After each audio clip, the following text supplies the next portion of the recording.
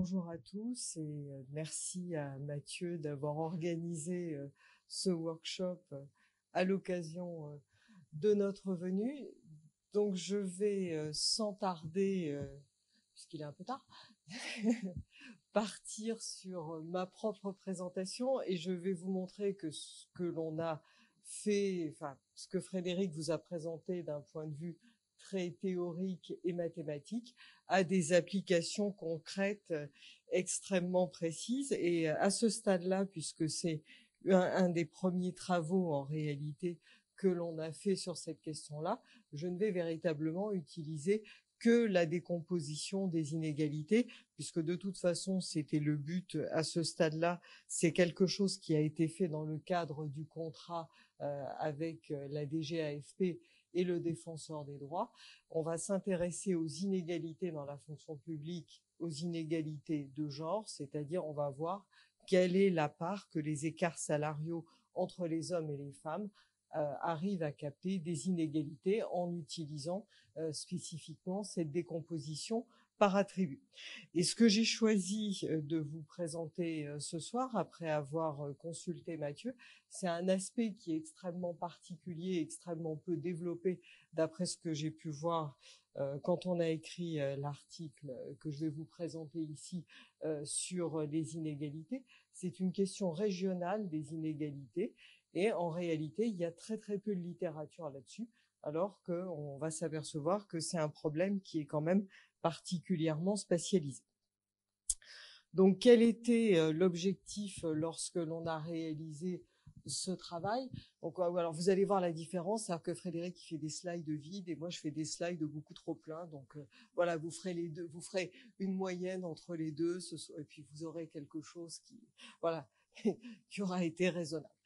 Donc, la première, on est parti quand on a fait ce travail-là de deux constats.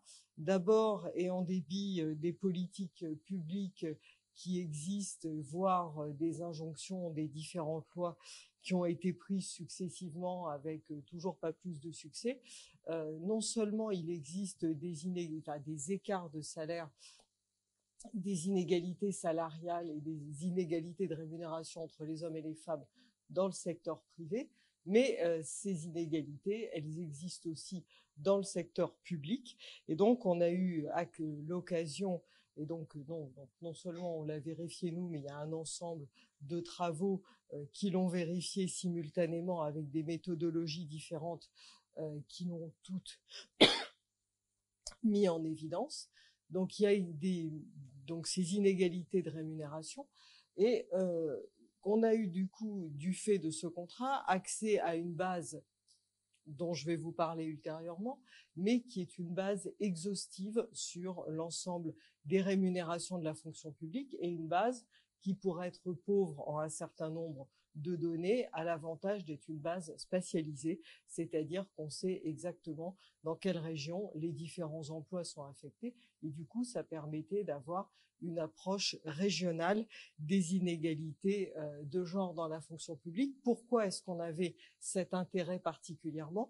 Tout simplement parce que, alors il n'y a pas d'études dessus, moi j'en ai vraiment pas trouvé sur le secteur privé, une très vieille dans les années 70, enfin un truc vraiment très ancien, mais l'INSEE constate, observe, mesure simplement des différences d'écart de salaire moyen entre les hommes et les femmes dans le secteur privé par région. Donc là on a pris, comme on était sur des données de 2010, on a encore les anciennes régions, donc il y a beaucoup de différences, et je dirais que ces écarts sont constatés sans être, pour ce que j'ai pu en juger, analysés plus avant. Et donc on va regarder évidemment ce que ça donne par région, et ce qui va faire l'objet de ce travail-là. La plus grande partie de ce que je vais vous présenter est un article qui a été qui a été publié dans la REP en 2018. Donc, on va du coup travailler, je vous disais, sur une base qui a l'avantage énorme de l'exhaustivité, qui sont les données du SIASP 2010 auxquelles on avait eu accès dans le cadre de ce contrat, donc vraiment une base qui est évidemment inaccessible, on n'y accède que par une box, on peut évidemment pas avoir la base de données, puisqu'on a l'ensemble des rémunérations de toutes les fonctions publiques. Et évidemment, il y a un certain, sauf les militaires qu'on nous avait enlevés, mais il y a un certain nombre, oui, quand même, et il y a du coup évidemment un certain nombre de postes, puisqu'on a aussi les intitulés des postes, et donc forcément dans certaines régions, dans certains départements, il est facile de mettre un nom sur un certain nombre de rémunérations, puisqu'il y a tout un tas d'emplois qui sont uniques par région, par département, donc évidemment c'est une base qu'on ne nous donne jamais pour des raisons absolument évidentes. Voilà, donc on a vraiment l'avantage d'avoir non pas un échantillon, mais la totalité des rémunérations, mais en même temps, c'est une base qui est extrêmement pauvre. Alors, si j'étais méchante, je dirais extrêmement fausse. Et malheureusement, on a pu le vérifier. Par exemple, les indices sont mal indiqués. Enfin bon, c'est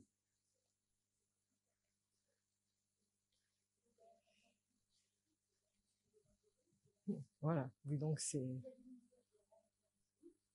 et puis l'indice nouveau majoré. Et je suis même pas sûre que ce soit aussi régulier que ça. C'est complètement régulier, tu l'as vérifié. Bon, enfin bon, donc c'est voilà. Donc voilà, un truc complètement, un imbroglio invraisemblable. Donc on a les salaires, on a les primes, et on a en réalité pas grand-chose comme information sur les autres caractéristiques individuelles des agents, si on a leur âge, ça c'est correctement renseigné, mais on n'a rien sur leur diplôme, leur date d'entrée dans la fonction publique, leur statut à l'entrée dans la fonction publique. On sait s'ils sont à temps partiel, mais on sait s'ils sont à temps partiel au tenté. On n'a aucune idée de savoir s'ils sont à plein temps, s'ils ont pu passer 20 ans avant à temps partiel. Enfin, vraiment rien de rien, rien sur les interruptions de carrière. Donc, c'est une base qui, de ce point de vue-là, est quand même très limitée. Donc, on connaît l'âge, on connaît la catégorie ABC des emplois. On peut reconstituer le A+, mais ici, ça ne va pas nous intéresser particulièrement parce qu'une fois régionalisé, il y avait des cases où on n'avait pas assez de données pour pouvoir extraire les données. Donc, on ne pourra pas l'utiliser. Et on a le versant, c'est-à-dire la fonction publique d'État, la fonction publique hospitalière, la fonction publique territoriale et la région d'exercice, ce qui est ce qui va nous intéresser ici. Alors, je vais revenir un petit peu sur la méthodologie, mais d'un point de vue beaucoup plus pratique que ce que Frédéric nous a présenté précédemment. Donc on a repris finalement la méthodologie qu'on avait publiée dans notre article d'Economics Letter de 2015, et on va reprendre cette rémunération globale des agents de la fonction publique, et on va reconstruire à partir de cette rémunération 3 distributions. Et 3 distributions, on va les reconstruire, donc on va garder simplement à ce stade-là 2 variables d'intérêt. L'âge qui va nous servir de proxy de la carrière dans la fonction publique, c'est pas le plus aberrant. On va construire quelque chose donc, dont on n'a pas parlé précédemment clairement et donc que je vais vous présenter, qui va être la proxy, enfin une manière, on va extraire si vous voulez une distribution du genre, et puis on va avoir un élément qui va être le reste et qui va être caractéristique de chaque agent. Donc comment est-ce qu'on va reconstruire 3 distributions à partir de la rémunération de chaque agent? On va avoir tout simplement la moyenne de tous les, on va avoir la partie de l'âge, ça va être simplement la rémunération moyenne de tous les agents du même âge dans la population considérée. Donc on va avoir une partie positive dans tous les cas. En ce qui concerne le genre, on va avoir tout simplement la différence entre cette moyenne et la moyenne de tous les agents du même âge et du même sexe, donc qui va être, alors du coup il y a vraiment aucune surprise, donc qui va être un élément qui va être négatif pour toutes les femmes et positif pour tous les hommes. puisque les femmes vont être systématiquement moins payées que la moyenne des agents de leur âge et les hommes systématiquement plus payés. On va voir que sur cette base exhaustive, dans tous les cas, on n'a vraiment aucune surprise. Et puis le reste, eh bien évidemment, qui va être positif ou négatif en fonction des caractéristiques individuelles et qui va être soit si c'est une femme, si elle est plus payée que la moyenne des femmes de son âge, ça va être positif. Et si c'est un homme et qu'il est moins payé que la moyenne des hommes de son âge dans la sous-population, ça va être négatif. Donc ça veut dire que l'on a reconstruit 3 distributions à partir de notre distribution de rémunération. Une distribution dite âge, une distribution dite genre, une distribution dite reste. La distribution âge ne comportant que des éléments positifs. La distribution genre positif ou négatif, et là encore une fois, il n'y a aucune ambiguïté, c'est vraiment négatif à chaque fois pour les femmes, positif pour les hommes.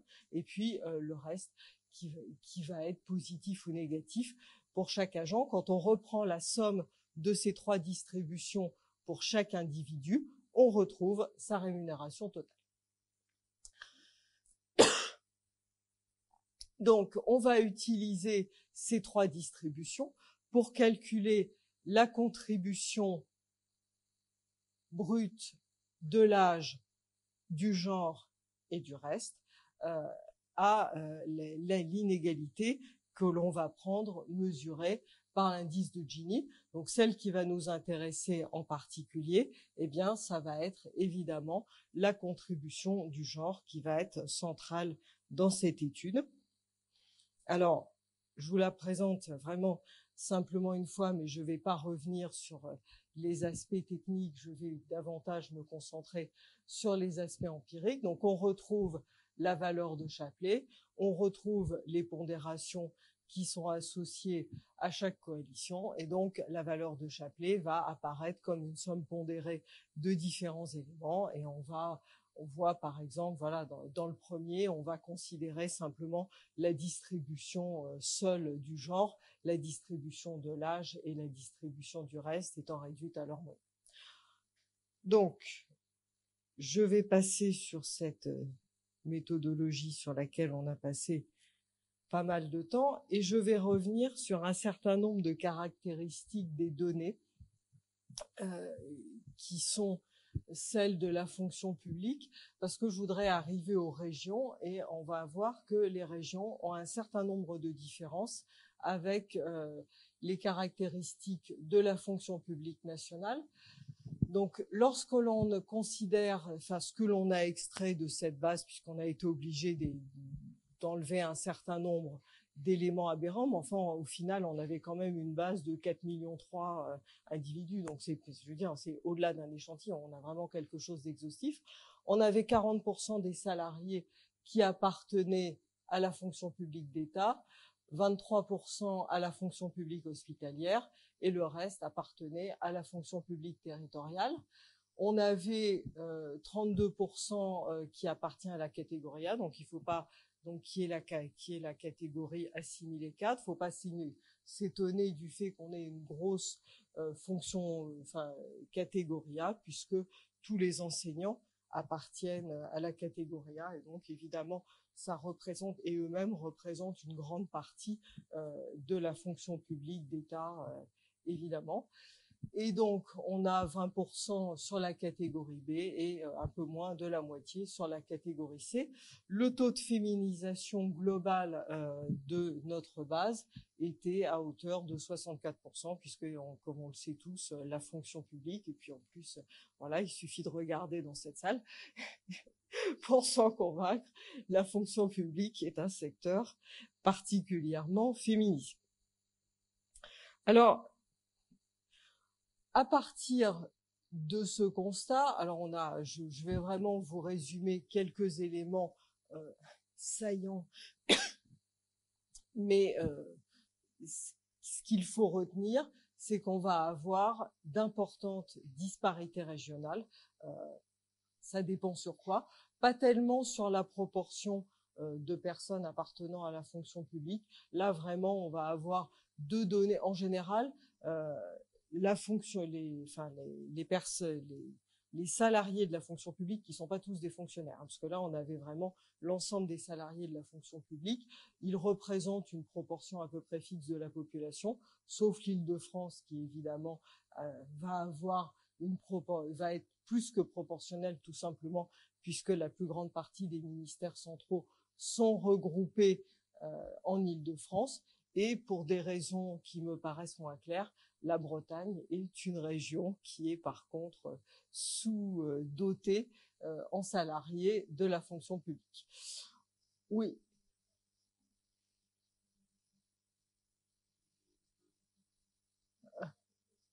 Non, c'est sur la population, là. C'est sur la population, c'est-à-dire, oui, c'est un rapport fixe à la population, à peu près.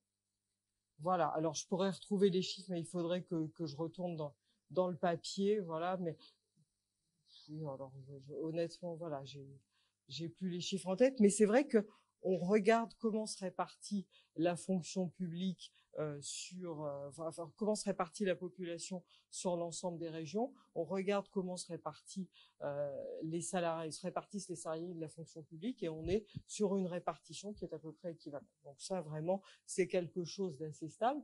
Par contre, il y a des choses qui vont être assez différentes, qui vont être le taux de féminisation, qui va être plus élevé dans certaines régions, mais on va avoir quelques régions qui vont se caractériser par un faible taux de féminisation, la Corse, la Guyane, la Réunion, le taux de féminisation est beaucoup plus restreint. Et puis, on va avoir, alors, une proportion qui va être relativement stable de salariés de la catégorie A. Et on va avoir, de la catégorie B, par contre, on a des grosses différences entre la catégorie A et la catégorie C d'une région à l'autre. De mémoire, là, on voit la différence entre le Limousin, où il y a particulièrement peu de cadres de la fonction publique, à 26%, avec l'Alsace qui en a le plus. On a 10 points de différence, et on a 10 points de différence à l'inverse en proportion sur la catégorie C, ce qui va refléter simplement le fait qu'il y a beaucoup de fonctions publiques territoriales proportionnellement en Limousin, et une grande partie de la fonction publique territoriale est catégorie C, et beaucoup de fonctions publiques d'État, par exemple en Alsace. Donc là-dessus, on a de véritables disparités d'une région à l'autre. Alors maintenant, comment est-ce que on a choisi de présenter les résultats en ce qui concerne la contribution du genre, donc la partie des inégalités qu'on peut considérer comme expliquée par le genre. On s'est calé sur les résultats sur la France entière, c'est-à-dire sur l'ensemble de la base, toute fonction publique confondue, toute catégorie confondue. Et quand on considère la base dans son ensemble, on va avoir un indice de Gini qui s'élevait donc pour 2010 à 0,2209, et on avait une contribution du genre qui était un peu inférieure à 10%, 0,0197. On a choisi de présenter la totalité des résultats à partir de cette valeur, en considérant qu'on avait une base 100 sur cette valeur-là, et d'exprimer, et on va le faire sous forme de carte, l'ensemble des autres contributions du genre à partir de cette base-là. Donc, ça veut dire que lorsque l'on va avoir des régions dans lesquelles, ou des sous-populations dans des régions dans lesquelles on aura un indicateur supérieur à 100 pour les inégalités liées au genre, on pourra considérer que c'est plus intense que dans la fonction publique dans son ensemble, et inversement, lorsque l'on aura un indicateur qui sera inférieur à 100. Alors, on va regarder déjà ce que ça donne sur la totalité de la fonction publique. Et là, je m'en exclus platement. On avait deux données, parce qu'on n'avait pas les militaires, mais on n'avait pas non plus les TOM, on n'avait que les DOM. Donc, on a effectivement aucune donnée, mais on n'a jamais eu aucune donnée sur aucun TOM, donc rien sur la Nouvelle-Calédonie. Mais par contre, on avait l'ensemble des DOM. Et donc, on avait quand même une base qui était assez riche. Donc, effectivement, on avait un certain nombre de restrictions qui n'étaient pas que les militaires, mais aussi les ambassadeurs en poste à l'étranger ou des choses comme ça. Donc on avait un certain nombre de restrictions et notamment on avait à cet égard une restriction territoriale. Donc la totalité des régions de la France métropolitaine, plus les 4 DOM, étaient renseignées. Et à ce moment-là, on se rend compte qu'en termes, donc encore une fois, alors je vais voir si j'arrive à me servir de ton jeu. On se rend compte que l'on a, par exemple, sur l'Île-de-France, un chiffre qui est très proche de l'intensité que l'on a globalement des inégalités de genre sur la fonction publique au niveau national, mais on a des disparités qui sont absolument considérables, puisqu'on va avoir des chiffres qui vont être beaucoup plus bas dans certaines régions qui sont souvent situées dans le centre de la France, qui sont l'ensemble des DOM, dans lesquels les inégalités de genre, enfin la contribution du genre aux inégalités va être extrêmement faible par rapport à la valeur nationale. Et par contre, on a un certain nombre de régions qui sont spécialement des régions frontalières. Et quand on considère la fonction publique dans son ensemble, on va avoir des indicateurs d'inégalité qui vont être particulièrement élevés dans ces régions-là.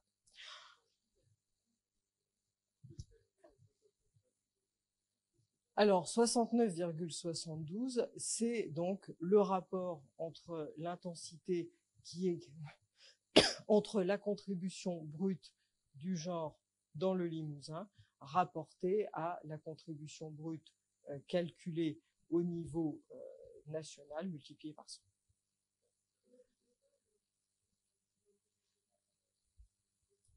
Non, on a choisi de le faire comme ça. On s'était posé la question, mais on l'a construit comme ça. Voilà. Alors ça, on avait regardé quand même, c'était très très loin de capter ça. Alors vraiment, c'était pas l'ordre de grandeur. Parce qu'en fait, on a ramené à plein de choses, y compris à ça, les inégalités régionales, et puisque là, après, c'est la question qu'on s'est posée. Et les chiffres, ils sont extrêmement différents. On est dans un rapport, on a les deux, bon, à 116, on monte à des choses. Donc, on a cherché une logique. Qu'est-ce qui se passe dans ces régions-là? Pourquoi est-ce qu'on a une contribution? Et donc, alors nous qui ne sommes pas des économètres, on a calculé beaucoup de corrélations et on a regardé avec quoi ça pouvait coller. Donc, juste quelques constats, mais on les a fait déjà dans la plus grande proportion. Donc, on a moins de 70 dans le Limousin. On a surtout des DOM dans lesquels ça va être systématiquement très faible. Et on a ces régions, donc PACA, alors on est encore une fois sur les anciennes régions, ce qui nous permet de plus de divisions. On n'avait pas du tout envie de se ramener sur moins de régions comme maintenant. On était content d'avoir une division plus simple. Et donc voilà, l'outre-mer moins affecté, et surtout on a des régions frontalières du sud, du nord, de l'est. Et à partir de ce moment-là, eh bien, on s'est posé la question de savoir pourquoi est-ce qu'il pouvait y avoir comme spécificité qui pouvait expliquer ça. Et donc, on sait, et je sais qu'on a aussi regardé sur les inégalités régionales, mais on a passé en revue tout ce qu'on pouvait imaginer, toutes les caractéristiques de la fonction publique ou les autres caractéristiques régionales, et on s'est posé à ce stade-là beaucoup de questions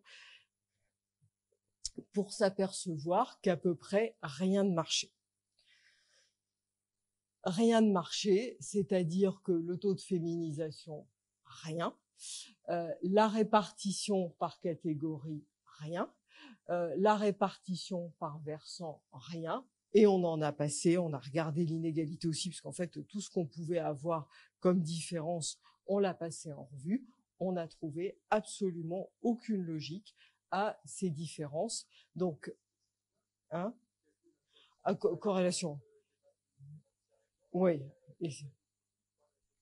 Oui. Non. Bah, j'ai regardé les taux de corrélation entre les deux distributions simplement. Entre deux. Ouais, mais ça, on n'est pas des économètres. Hein. Bah, c'est un peu. on l'a fait après non, mais après, on a fait par versant. Mais sur la proportion de chaque versant, à ce stade, rien. Alors, il y a les cartes sur les versants, il y a les cartes sur les catégories. Hein? Alors, on verra après. On verra après parce que il y avait aussi un intérêt à regarder la fonction publique dans son ensemble, c'est qu'on n'avait qu'un seul chiffre de l'autre côté sur le privé et puis qui reprenait l'ensemble du secteur privé dans son ensemble aussi, d'où notre intérêt à regarder l'ensemble de la fonction publique dans son ensemble.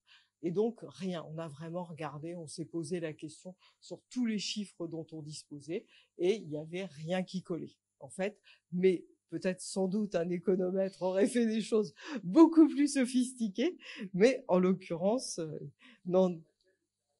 Mais on l'a fait tout seul, ça, avec Kevin. Et le petit, voilà, c'est pas plus que nous. Hein, donc,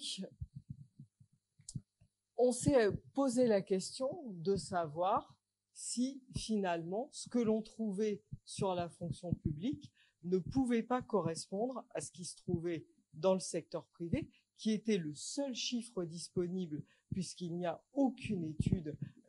Et là, ça marchait extrêmement bien. Alors je dirais que ça marchait encore mieux avec les écarts moyens, mais les écarts moyens, ils veulent pas dire grand-chose puisqu'on est sur des chiffres qui sont complètement différents. Donc la seule chose sur laquelle en fait, ce qu'on a regardé, c'est qu'on a reclassé les régions par intensité des inégalités de genre en fonction de ce qui apparaît dans le secteur privé, classé par ordre, tout simplement croissant ou décroissant. On a fait la même chose avec ce qu'on obtenait, histoire de pas faire des corrélations quand même entre des torchons et des serviettes. Et là, on s'est aperçu, de toute façon, il suffit de regarder une carte que j'ai pas fait ici, mais qu'on avait regardée, et ça colle quand même extrêmement bien. Plus il y a d'inégalités, enfin, plus il y a d'écart de salaire moyen dans le secteur privé, et plus il y a d'écart de salaire moyen dans le secteur public, enfin, plus il y a de contributions du genre aux inégalités dans le secteur public également. Et donc, c'est la seule chose qui correspond, c'est effectivement cette correspondance entre le secteur privé et le secteur public qui donne des cartes qui vont être extrêmement proches. Donc, on en vient à penser qu'il y aurait une logique territoriale aux écarts de salaire entre les hommes et les femmes. Alors du coup, on s'est posé, et aussi du fait des rapporteurs qu'on a eus, on s'est posé davantage de questions en se demandant si, même en restant avec nos méthodes basiques, on pourrait pas le relier à d'autres variables. Et donc, on a eu des rapporteurs qui nous ont demandé de regarder avec beaucoup d'autres choses si localement ça pouvait pas s'expliquer par d'autres caractéristiques régionales, donc du coup des caractéristiques sociodémographiques qui n'ont plus rien à voir avec la question de la fonction publique, et on ne pouvait s'appuyer sur aucune étude sur le secteur privé, parce que franchement, s'il y a quelque chose qui n'a pas intéressé effectivement qui que ce soit, c'est la raison pour laquelle il n'y a pas du tout les mêmes écarts de salaire moyen, puisque ça c'est le seul chiffre que nous donne l'INSEE. Mais en tout cas, il n'y avait aucun article publié qui est pas là.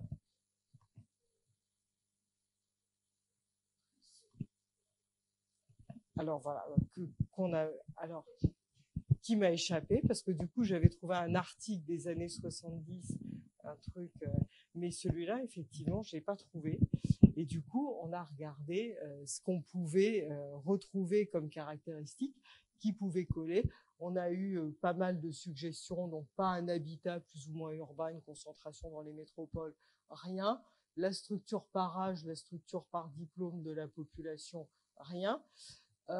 Par contre, il y a quelque chose sur lequel au moins on pourrait s'interroger, à mon sens, c'est que dans les régions où il y a davantage d'enfants, alors je ne sais pas du tout, tu vas nous dire si ça correspond à ce que vous avez pu obtenir, dans les régions où il y a davantage d'enfants par femme, eh bien, il va y avoir moins de contributions du genre aux inégalités dans la fonction publique.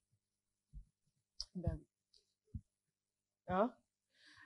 Alors, il y a aussi, oui, mais alors, qu'on ne peut pas distinguer, mais elle n'est pas forcément touchée par les femmes. Dans la plupart des cas, c'est touché par les hommes. Et donc, moi, j'ai une autre interprétation, sans vouloir surinterpréter. Ah bah attends, je garde 2 secondes de suspense, excuse-moi.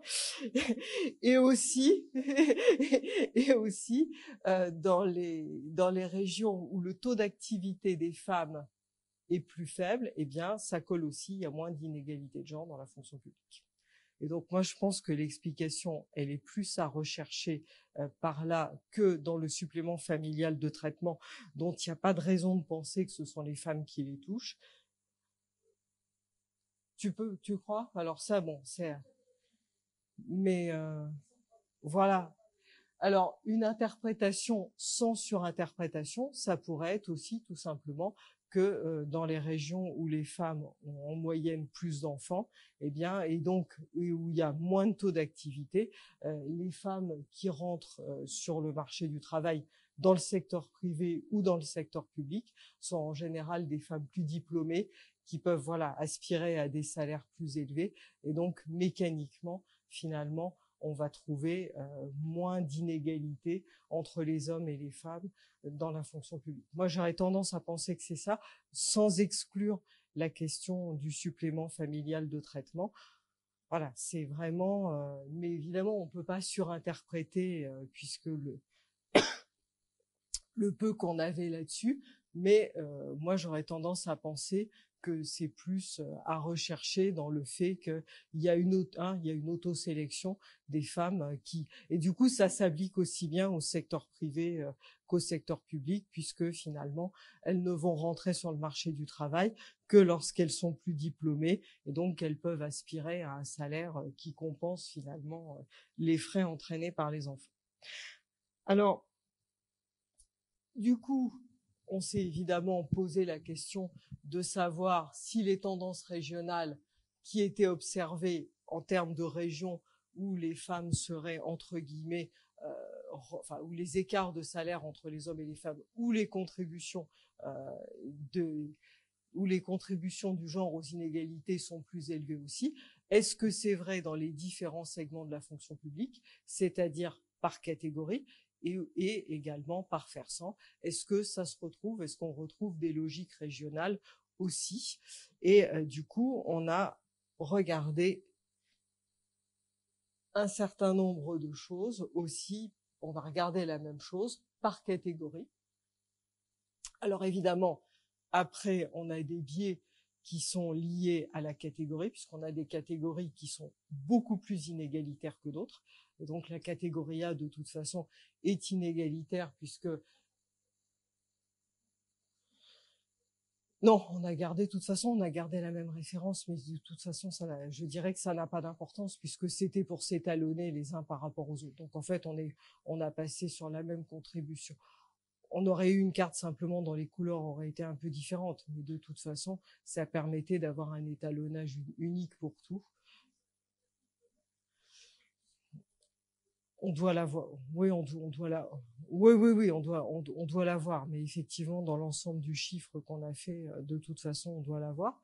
Mais donc, on a de toute façon une catégorie qui est très inégalitaire, bah, simplement parce qu'il y a tous les enseignants qui, en termes, et tous les enseignantes, beaucoup qui, en termes de rémunération, sont relativement mal payés par rapport à la catégorie A. Mais on retrouve largement la même logique, c'est-à-dire que les inégalités, elles sont quand même, alors après on va dire de mal de personnes, mais on va voir quand on détaille par catégorie qu'elles sont quand même beaucoup dans les régions du Sud, la contribution du genre aux inégalités est quand même nettement plus forte. Et puis dans les régions centrales, dans le Limousin, dans les DOM, et ben de toute façon ça va être systématiquement plus faible. Et ouais.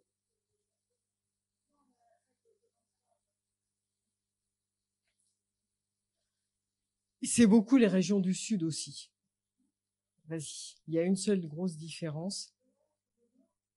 Alors c'est le nord effectivement, mais tu peux penser qu'il y a des compensations et des choses qui se compensent ou qui des inégalités qui ressortent davantage. Mais regarde, je veux dire le pire, c'est de toute façon c'est les régions du sud. Hein. Alors voilà, et la Corse, alors là voilà, la grosse différence c'est la Corse effectivement, parce que la Corse, quand on va passer par catégorie, quand on va passer sur chaque catégorie séparément, systématiquement la Corse va sortir à un niveau d'inégalité extrême, de contribution extrême à l'inégalité. Et d'ailleurs, effectivement, en termes d'écart de salaire moyen, c'est beaucoup sur les chiffres de l'INSEE, c'est particulièrement élevé. Et là, toutes les régions du Sud vont sortir avec des contributions particulièrement élevées. C'est vrai aussi dans la catégorie B, qui est plutôt moins inégalitaire. Là, je vous passe la Corse, qu'on peut même pas lire. Et la question était de savoir les régions qu'on trouvait systématiquement plus inégalitaires. Alors tu vois que là sur la catégorie C, on retrouve davantage voilà l'Alsace et le Nord, et on est toujours en fait sur cette logique des régions frontalières souvent qui sont beaucoup plus, où la contribution est beaucoup plus forte que dans le centre, et puis les DOM en général toujours faiblement par rapport au niveau des inégalités. Donc, on va quand même visualiser, puisqu'on en a la possibilité, on les avait pour les catégories ABC. Donc, on voit aussi pourquoi effectivement la structure par catégorie n'était pas déterminante, puisqu'on va avoir systématiquement une contribution du genre aux inégalités qui est relativement forte dans chaque catégorie de chaque région. Donc on va retrouver la même chose. C'est vraiment pas la structure par catégorie qui l'expliquait. Donc globalement, c'est très élevé dans la catégorie A, c'est relativement limité dans la catégorie B, et c'est très disparate dans la catégorie C, où on va avoir beaucoup moins d'homogénéité régionale que pour les deux premières catégories. Je regarde l'heure parce que Mathieu, avant que Mathieu me rappelle à l'ordre. Et donc, on trouve évidemment un certain nombre de logiques. Alors évidemment, ça n'empêche pas les régions frontalières, mais c'était pas vrai pour l'Alsace et pour le Nord-Pas-de-Calais à l'époque pour la catégorie A. Mais ce qu'on va trouver systématiquement, c'est la Corse, l'Aquitaine, PACA, Languedoc-Roussillon, toutes les régions du Sud où on va avoir des contributions particulièrement fortes du genre aux inégalités, et puis on va avoir des régions où elles vont être systématiquement particulièrement faibles, avec le Limousin, les DOM, mais aussi d'autres régions du centre de la France, si on exclut l'une des catégories, si on exclut la catégorie A, où c'est élevé dans beaucoup d'endroits. Alors, du coup,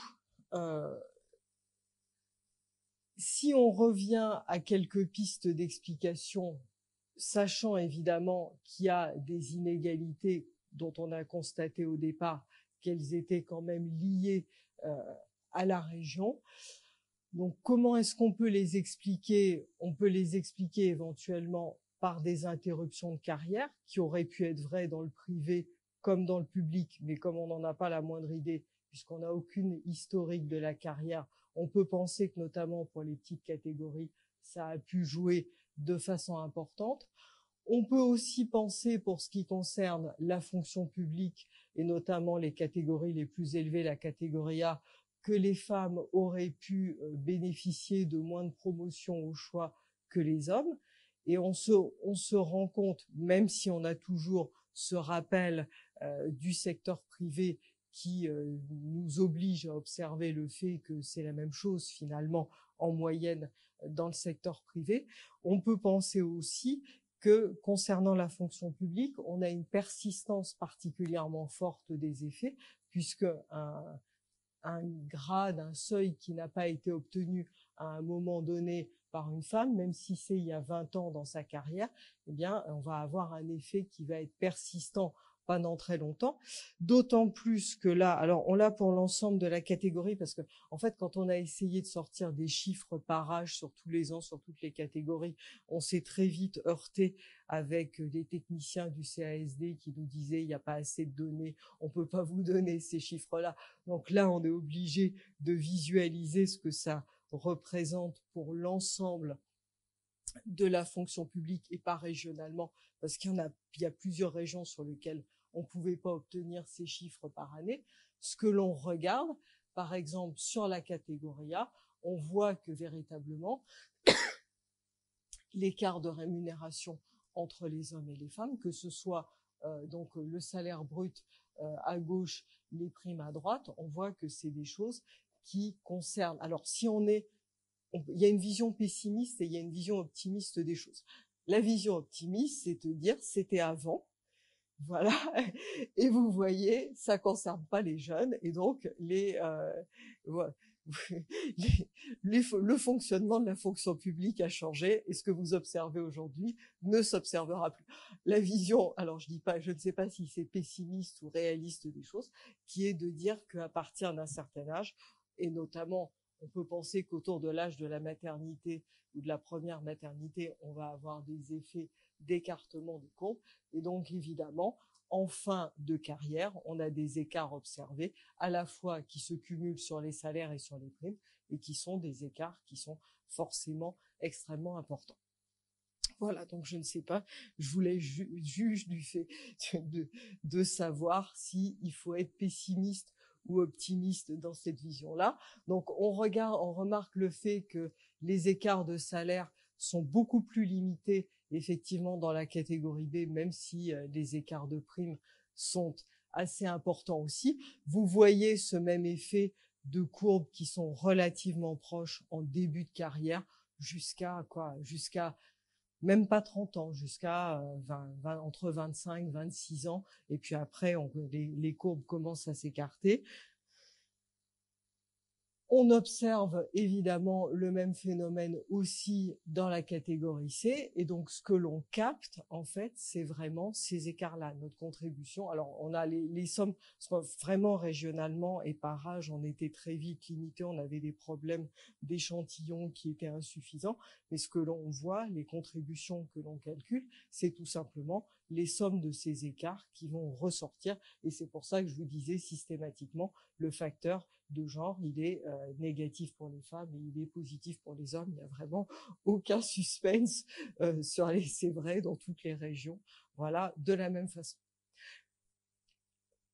Donc, je vous laisse décider si on peut être optimiste pour l'avenir, si c'est vraiment des choses, des pratiques qui étaient celles d'avant et qui finalement, comme elles sont persistantes pendant une très longue période, puisqu'une femme qui n'a pas obtenu un poste 20 ans après peut continuer à avoir un salaire qui va être inférieur à un homme qui l'a obtenu. Donc, si cette persistance finalement fait que on va avoir dans l'avenir des choses qui vont être différentes ou pas.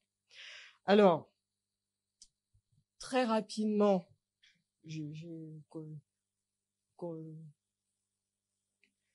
voilà, très rapidement. Donc, on va regarder les choses aussi par versant.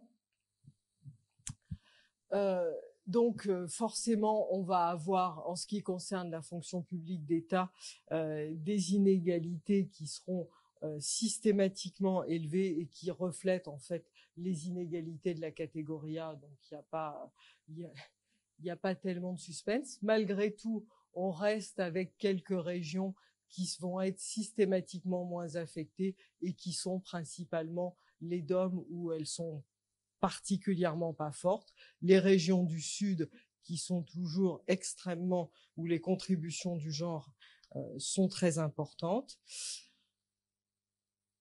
Des résultats un petit peu différents pour ce qui concerne la fonction publique hospitalière, une fonction publique hospitalière sur laquelle il y a extrêmement peu de contributions du genre aux inégalités, particulièrement peu, qui est vraiment très faiblement affectée, beaucoup moins que l'ensemble des autres fonctions publiques, enfin, où c'est globalement faible.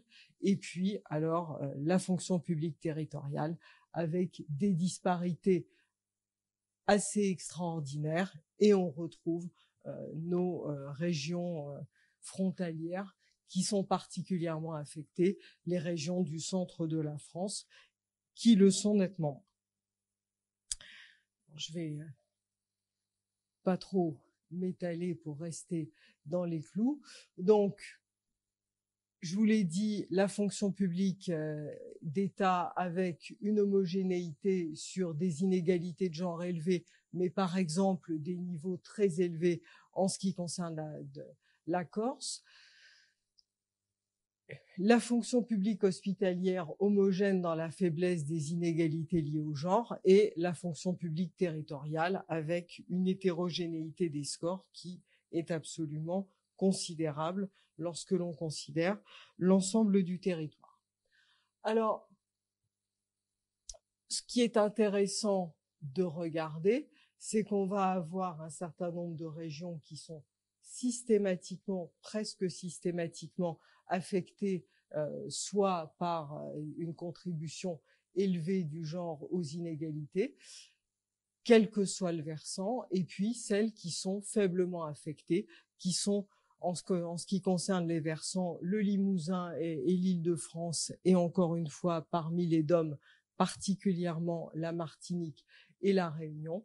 Et puis, on retrouve pas mal de régions du Sud qui sont souvent très affectées par la contribution du genre aux inégalités, la Corse, PACA, Rhône-Alpes, et donc beaucoup, l'Alsace aussi, et donc beaucoup de régions, soit du Sud, mais qui sont aussi des régions frontalières, soit des régions frontalières ailleurs. Et donc, cette même logique, eh bien, on va la retrouver, quelle que soit finalement la manière de considérer les choses. Donc, on a des décalages de rémunération, ce que je vous ai montré, ce que je ne pouvais pas vous montrer par région, mais ce que je vous ai montré sur les courbes par catégorie, on aurait la même chose par région. On n'a pas le droit de le reconstruire pour des raisons d'anonymat des données, mais on sait qu'on obtient des choses qui sont assez similaires, puisque par contre, on avait les écarts, enfin, on n'avait pas le droit de tout faire avec ces données-là, on avait même le droit d'à peu près rien faire, et il fallait passer systématiquement par des demandes pour ressortir la moindre donnée, et hop, c'est pour un âge particulier, une région particulière, on n'avait pas suffisamment de données, on n'avait plus droit à rien, c'était terminé, zéro. Donc, on voit que les indicateurs d'intensité des inégalités sur la fonction publique vont très largement coïncider avec les écarts moyens de salaire homme-femme qui ont été observés dans le secteur privé. Et donc, on a vraiment l'impression d'un fonctionnement régional spécifique du marché du travail. Et pour notre part, mais c'est vrai qu'on n'avait pas trouvé ton étude, eh bien, effectivement, c'était les enfants et le nombre d'enfants. Évidemment, pas des femmes de la fonction publique dont on n'a pas la moindre idée, parce que parmi toutes les données qu'on n'avait pas, on n'avait pas leur nombre d'enfants, hein, c'était évident, mais le nombre moyen d'enfants par région, plus il était élevé et plus finalement on avait des inégalités qui étaient, enfin, une contribution faible du genre aux inégalités dans la région. Voilà, je vous remercie.